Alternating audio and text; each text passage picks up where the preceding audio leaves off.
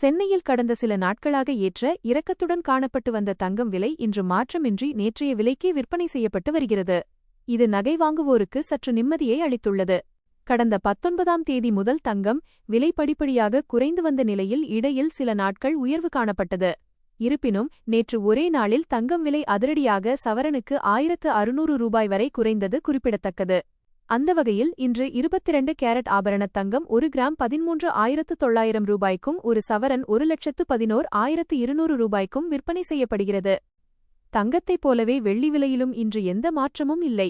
சென்னையில் சில்லறை விற்பனையில் வெள்ளி 1 கிராம் 260 ரூபாய்க்கும் 1 கிலோ 2,60,000 ரூபாய்க்கும் விற்கப்படுகிறது. நடப்பு ஆண்டின் முதல் காலாண்டில் இந்தியாவின் தங்கத் தேவை 10% அதிகரித்துள்ளதாக உலக தங்க கவுன்சில் தெரிவித்துள்ளது.